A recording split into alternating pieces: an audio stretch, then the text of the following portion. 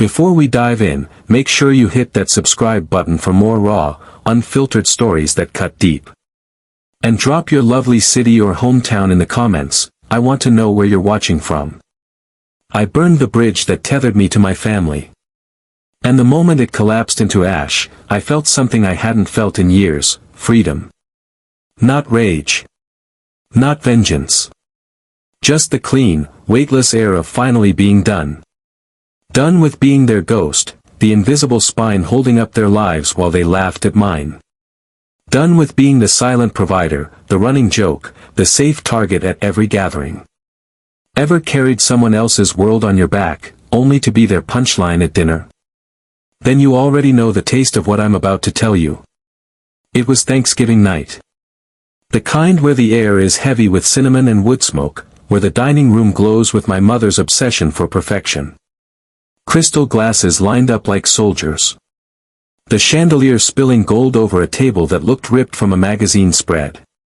At the head sat my sister, Claire, the family's self-proclaimed star. She was mid-story, spinning another exaggerated tale about her latest startup, like she was some corporate prodigy. My parents, Richard and Diane, leaned in close, their nods mechanical, their polite smiles masking the smugness beneath. I sat near the end of the table, Jason, the quiet one. The drifter. The guy who never figured it out. What they didn't know, or maybe pretended not to, was that I had been the one bankrolling their beloved lakeside cabin for years. Every tax bill, every repair, every maintenance cost. All mine. Claire had lived there rent-free for 5 years, hosting her influencer brunches, calling it her sanctuary, while I swallowed their mockery. That night, Richard lifted his wine glass in a toast, his words dripping with that old familiar jab. To Jason, who keeps us humble by showing us what not to do. The table erupted in polite laughter. Claire leaned in with a smirk. At least he makes us feel like we've got it together, she added. The laughter landed like a slap. But I didn't blink. Not tonight. I pushed my chair back, the screech cutting through the chatter. Raised my glass. To Claire, I said evenly, who just lost the cabin she's been freeloading in. The air froze. Claire's eyes went wide. Diane's napkin twisted in her hands. Richard's grin vanished. They didn't know I'd sold it, months ago. In secret. Quietly listed, quietly shown, quietly signed away. The money now sat untouched in my account, locked behind a password only I knew. That cabin wasn't just a place. It was my prison. Every weekend, every holiday, I'd step onto that creaking dock, my dock, and watch Claire play queen. Her friends sipping cocktails on my deck, her Instagram captions screaming, "Lake life," like she'd earned it. I'd pulled her out of debt 3 times. Wired her cash when her ventures tanked. Covered her overdrafts when she claimed she was one bad week away from ruin. And still, at every family gathering, Richard would toast her, praise her resilience, while using me as the cautionary tale. I let it go for years. Because, well, family. You're supposed to hold on. Even when it's cutting into you. But last spring, something snapped.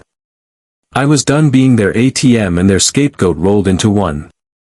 I sold the cabin without a word. The morning after Thanksgiving, my phone was silent. No calls, no texts, no staged family photos from Claire. The quiet felt powerful. But by midday, the calls started. Claire first. Then Richard.